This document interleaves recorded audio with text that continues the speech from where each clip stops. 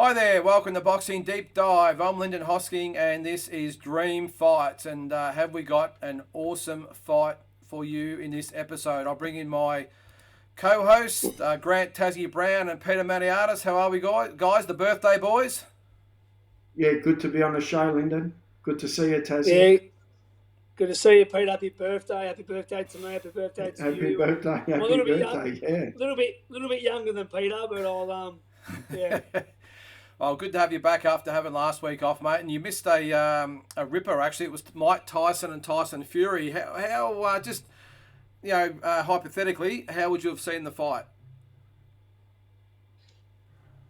I probably would have made a good argument for both because so many people would be quick to say Tyson, obviously, but like if you look at, I mean, prime Tyson, we all say prime Tyson.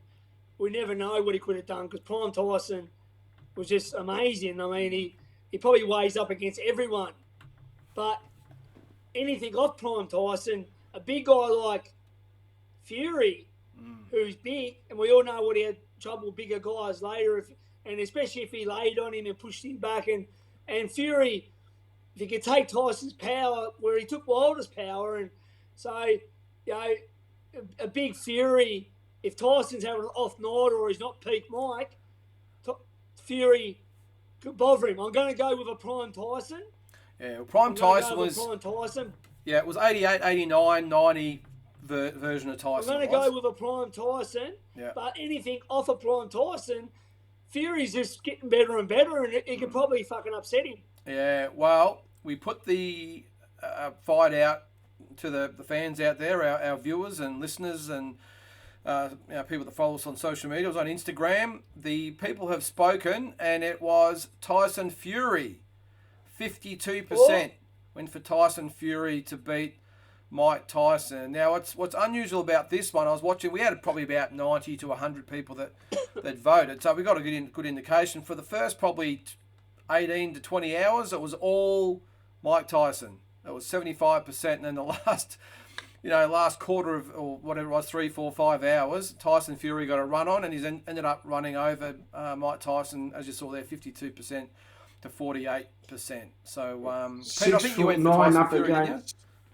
I went for Tyson Fury. I just think Fury would survive the early rounds and come over the top of Mike. I think Mike always proved if you sort of pushed him back after 5 or 6 rounds, kept the pressure on, he wouldn't perform, and he wasn't a strong finisher in his fights. I think Fury would have had the height, the reach, and the movement enough to stay away early. Would have been smart enough. And down the home stretch, I think he just would have won the later rounds and edged out a close decision. That's the way I see it. Well, what's good is definitely an argument for that. Yeah, definitely. There's also an argument for the late 80s version of Tyson to go out and wipe Tyson Fury out because he is prone to getting chinned sometimes. Tyson Fury, you can hurt him, you can drop him. He got knocked down by a light hit or by a cruiserweight, Steve Cunningham. Mm-hmm. You know what I mean? So that Mike Tyson, that's a bit different. So the punches that from Deontay Wilder that knocked him down, I think Wilder will probably punch as hard as Tyson. Different types of fighters, of course. Wilder's obviously got that long leverage, where Tyson relied on the bobbing and weaving and coming up with those powerful hooks and uppercuts. So yeah, it was an interesting one, but that was right up till the last probably half an hour. It was dead even. So we've got a few Tyson Fury ones to get him over the line. So that's why we do the dream fights, because we want that response. So this week's one, though, I think I got to say, I'm almost sort of patting myself on the back here. I reckon it could be the top fight that we've had so far. I know, Pete, you probably hold the title so far with who was it? Was it Costa and Manny? I think it was. Yeah. It was. I'm pretty happy with myself on this one because I've gone for the two golden boys of probably the 20th century or 21st century, Sugar Ray Leonard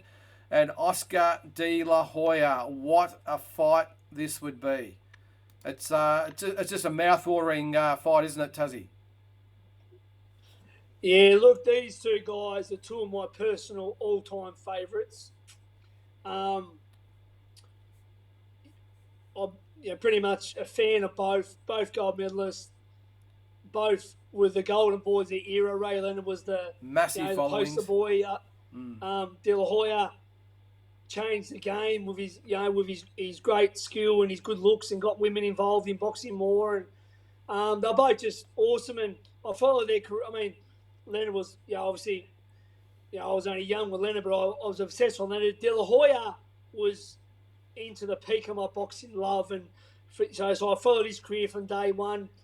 But I think they might have had a virtual video game fight with these two guys. But yeah, look, both massive fans, both great boxers, great hand speed, great power, good chins, both with the big money makers in their era. Both very similar, just different eras. But yeah, amazing. They were, weren't they, Pete? They were very, very similar when you think about it. Leonard came out of the 76 Olympics in Montreal. Obviously, De La Hoya was 92 in Barcelona. They both came out. They were both absolute superstars, really good-looking guys, very marketable. They had massive following, and both, like Leonard, like De La Hoya, had the women after them, and they sort of transcended from boxing into the entertainment industry, didn't they? They were very, very similar. Yeah, they were colourful, but Leonard started, his first fight was 141 pounds, so that's a welterweight, that's a small welterweight. Mm-hmm. Anything over 140 pounds is a welterweight. And De La Hoya started as a junior lightweight. That was probably the difference between both of them. And Leonard went right up to light heavyweight, and De La Hoya stopped at middleweight. So it was always that 3-division difference in their fighting capabilities. I think Leonard won 5 world titles in 5 different weight classes, and De La Hoya won 6 world titles in 6 different weight classes. So they were both very similar. Both were outstanding amateurs, both great ambassadors for the sport.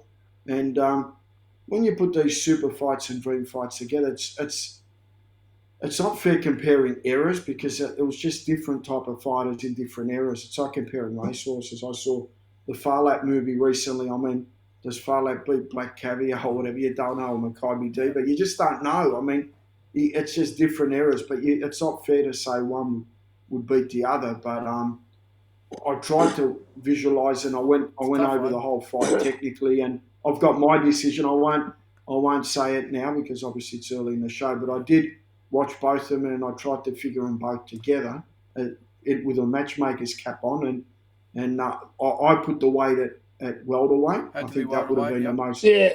Had to be welter, and it had to be over 12 rounds. So I don't see it being a 15-round fight. I mean, Oscar. No. Yeah. 12 rounds. I think, you can see here, I've made it 12 rounds for the world welterweight title at Caesars Palace, Tassie. So you'll be happy we're back at the home of boxing, Caesars Palace, Las Vegas. Yep. As I said, 12 rounds for the world welterweight title. Let's have a look at Sugar Ray Leonard. His record, 36-3-1, 25 KOs. I think he said 5, Pete. I think it was actually 6 by the looks of that. Welterweight right up to light heavyweight. His major wins were over Wilfred Benitez. Probably the first fight over Duran. They did fight for a third time. It was pretty non-eventful in 1989. Obviously, the big win over Thomas Hearns. I put Ayub Kaluli in there because that was for the WBA junior middleweight title. Yep. Probably his biggest win was the Marvin Hagler fight in 87, and then obviously Donnie Lalonde, where he knocked him out to win the super middleweight and light heavyweight titles at the same time. So Tassie, we'll start with you. What are your thoughts back in the day? You like Pete? It's pretty hard to judge these guys. Have you got a bit of an idea in your mind how the fight would have went without obviously giving the result away? Yeah, look, as I said, I'm a massive fan of both, and obviously massive fan of De La Hoya, but in the big fights, De La Hoya didn't come through with the goods. AKA Felix Trinidad, where he gave away the last 3 rounds on his bike when there was no need for it. AKA Shane Mosey 1 and 2. AKA Bernard Hopkins. And Mayweather. AKA Mayweather, and obviously Manny, I thought he was right at the end of his career then, but I mean, at the end of the day, Leonard stepped up when it mattered. I mean, okay, he didn't come through against the Duran fight. That was a close fight too. That could have went either way, but okay, he lost the Duran fight. That's no disrespect to the great Duran. He beats Tommy Hearns. Now that's when it all matters. Both had titles, both for the waterweight. Biggest fight at the time. I think everyone in Detroit sold their houses to back Tommy. Tommy was a fierce puncher. Tommy hurt Leonard, had him pretty much gone the whole fight.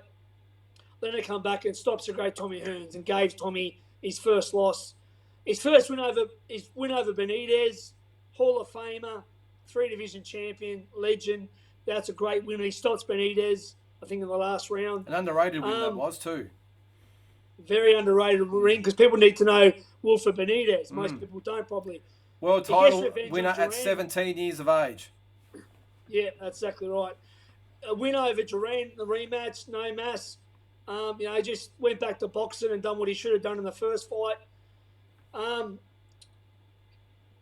Abdul Kalali went up to light middleweight, but then he's retired for about 3 to 5 years, and he goes up and he fights the undefeated, undisputed, reigning middleweight champion Marvin Hagler, the baddest man on the planet, and he shocks the world and beats him. So Leonard stepped up when it mattered most, and I'm a massive De La Hoya fan. Besides the fight against Vargas, which was a bit of a make or break fight, he beat a lot of good fighters, De La Hoya, and he was a freak, but he didn't come through for the big ones when it mattered most, like Trinidad, Mosley, etc. And Pete, looking at the videos here, it's interesting with Sugar Ray because he was obviously known as the great boxer with the great skills and the footwork, but he was actually an underrated puncher. You look at a lot of these fights here, he could whack when he needed to.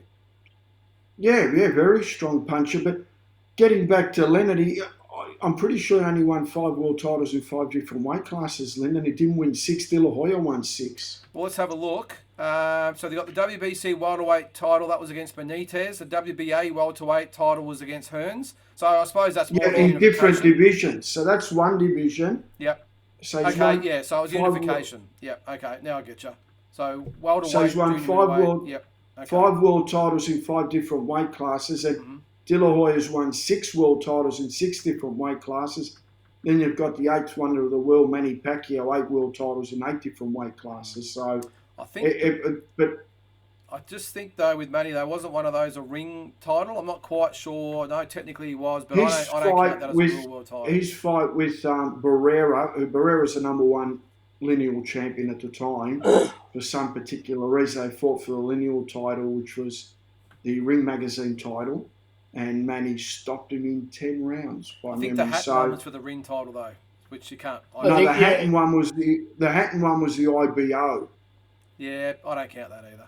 Sorry, Pete.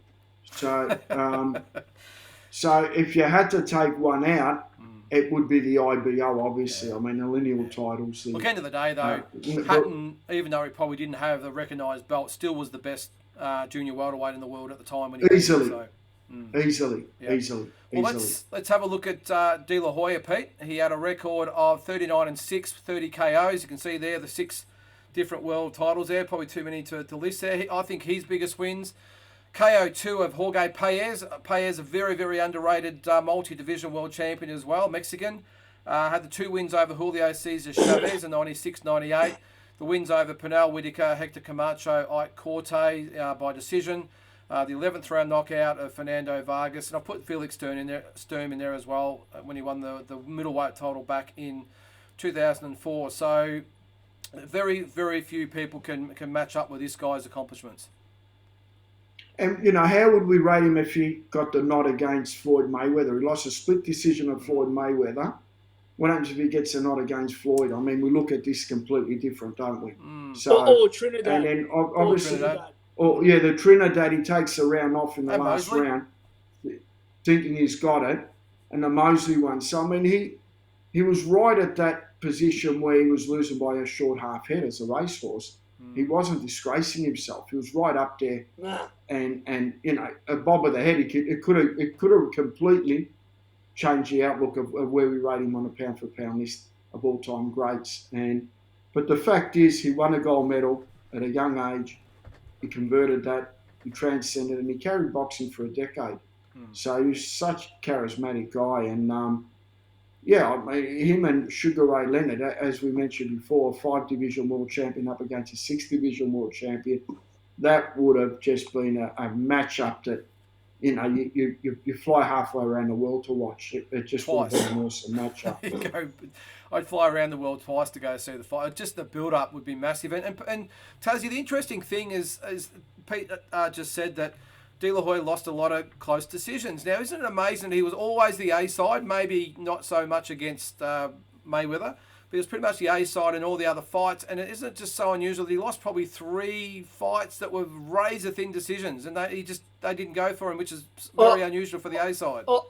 I think he was the A side against Mayweather. Mayweather got big after De La Hoya. I mean, De La Hoya was the champion, so I think he was in all the rules. Mayweather had to give in to De La Hoya, so I think De La Hoya was the A side definitely. Trinidad, that was surprising because that was Bob Arum versus Don King, and I mean, De La Hoya was the Vegas, the heart throb and that. So, look, I've got Leonard in my. I think I had Leonard as the top 3 pound for pound of all time. De La Hoya, I want to put him in my top 10 pound for pound because I love him so much, and I think he's as good as anyone. It's just because of them ones like history.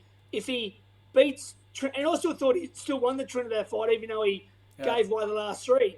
But if he gets the Trinidad fight, if he doesn't lose the close Mosey fight, and if he just does a bit more against Mayweather, then he's officially in the top 10. I want to put him in anyway because I know he's that good to be in the top 10.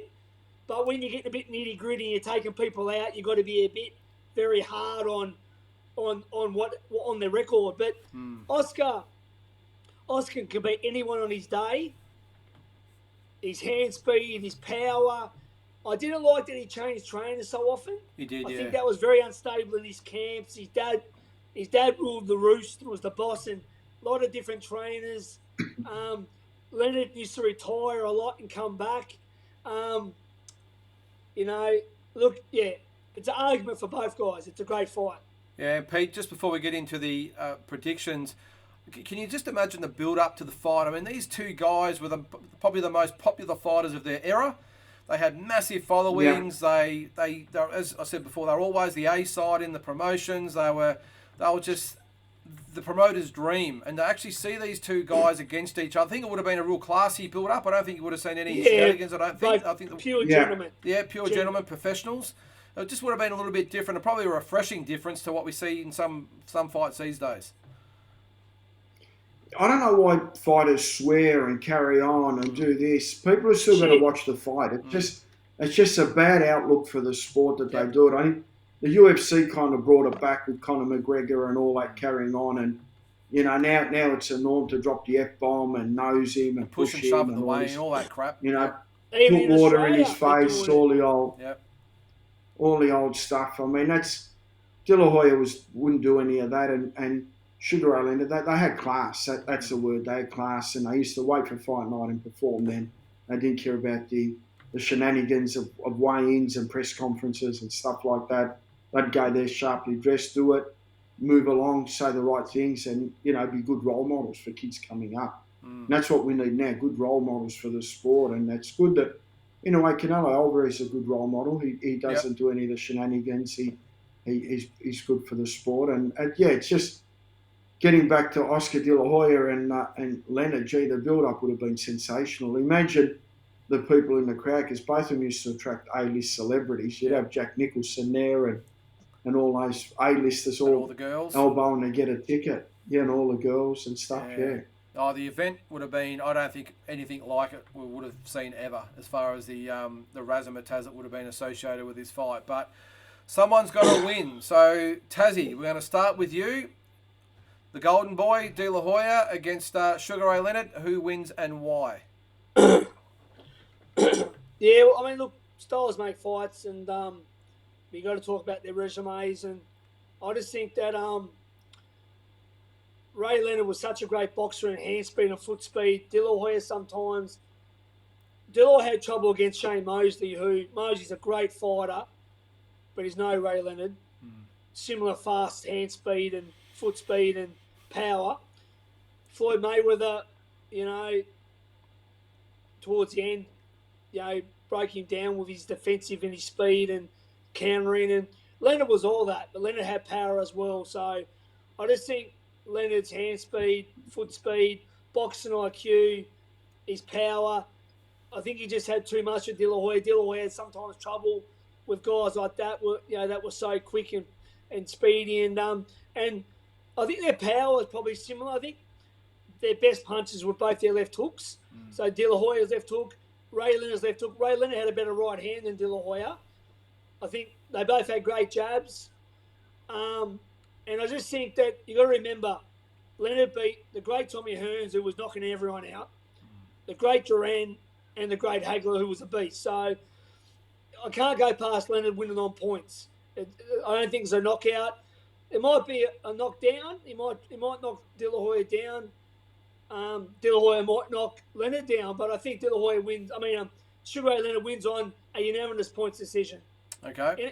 In a good fight, I think this Leonard just does everything a little bit better than De La Hoya. Well said, mate. Pete, who wins and why? De La Hoya started as a big junior lightweight and Leonard started as a small welterweight. And that carried through. Leonard finished as a light heavyweight and Oscar fought right up to middleweight. Both of them were gold medalists in the Olympics. So it stacks up pretty much evenly there. But the fact that Leonard was 3 divisions bigger than him and carried 3 divisions right through, for mine, when I see the fight happening, I see the fight being very even at the start. And of course, De La Hoya's hand speed and Leonard going at it. But, Mosley did give De La Hoya a bit of trouble with his hand speed and movement. And Leonard's a different level to Mosley in that area as well. But I think De La Hoya's got that much of a big heart. He's that much of a competitor that he would have lifted and he would have kept going with Leonard. But the fact that Leonard could stop someone like Thomas Hearns at welterweight, who was a tank, someone like De La Hoya wouldn't have had that physical capabilities to try and take it to the next level. And I see that Leonard getting in that mode of just boxing brilliantly, but De La Hoya lifting and fighting out of his skin. But I just see Leonard being a bit too big, or not big, but just a bit too strong, a bit too good, a bit too everything for De La Hoya in a very, very brilliant fight, though. I see De La Hoya fighting out of his skin and losing a very close unanimous decision. Yeah, no, I have to agree. I think, like you two guys, it was a really, really tough fight to imagine because it could have gone a lot of different ways.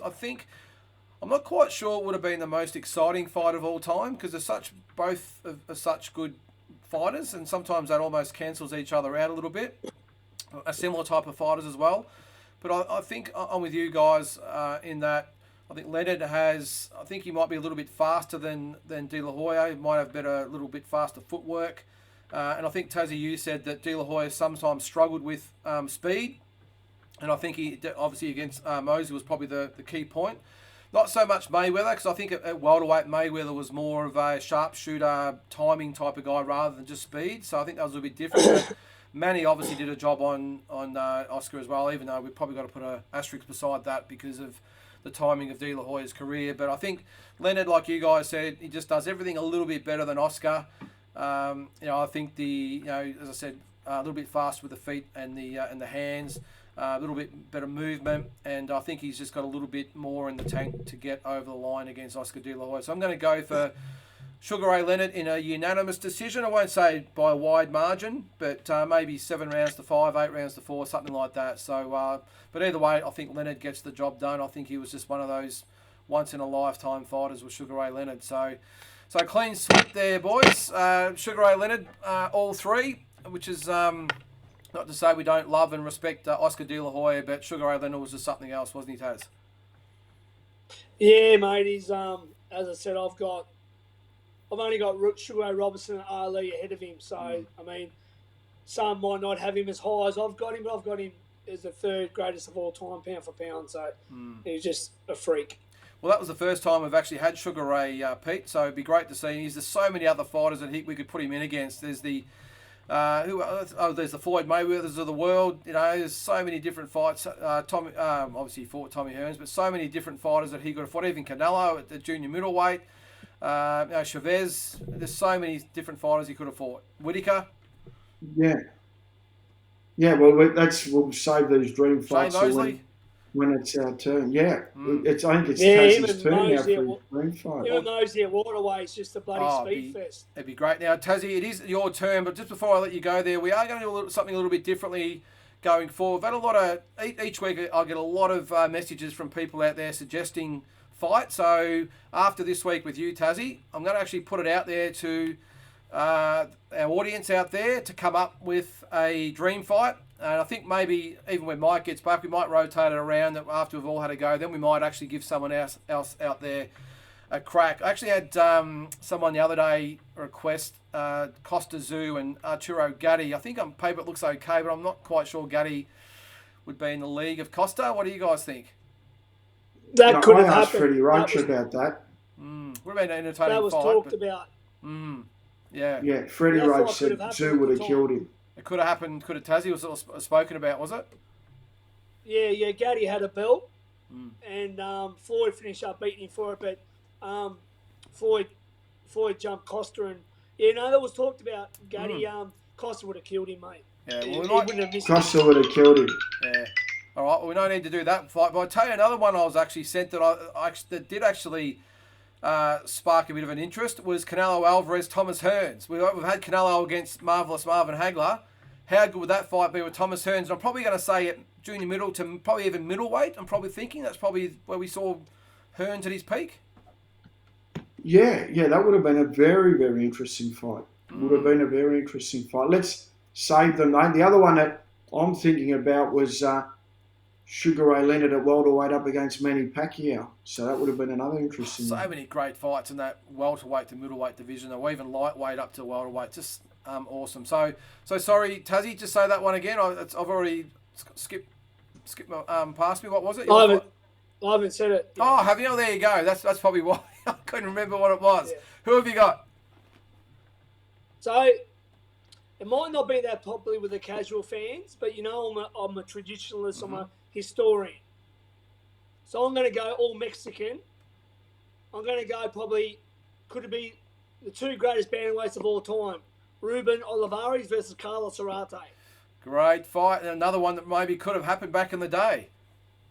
So two of the greatest Mexicans and two of the greatest bantamweights of all time. So that's what it is. Only the true die-hard boxing fans are going to know this one. But that's what it is. Arate versus the... I like it because Olivares. this probably program more than any of the other shows that we do is the one that creates a lot more obviously interest and back talk back, I suppose, and it's because the ones that are actually tuning in are the traditionalists and the purists that, like us, that love those older type fights. I think you'll be surprised at the response we get out of that one, because I think there'll be a lot of people that will love that matchup. Ruben Olivares and Carlos Arate. What do you reckon, Pete? Just two great Mexican fighters and bantamweights of all time. Oh, awesome. Yeah, awesome. I love the like lighter that fight. weights. That's awesome. That's a great pick. And I'm not quite sure when Mike's back. Tassie, have you got any feedback? Yeah, I think he became citizen the other day of Did he? Kenya. So I think We might.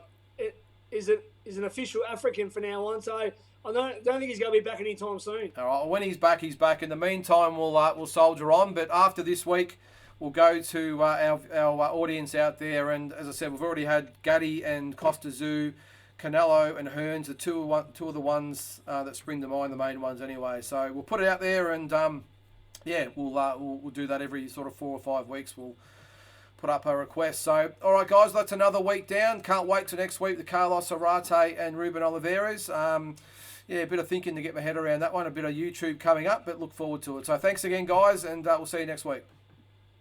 Thanks, guys. Thanks, boys. See you, mate.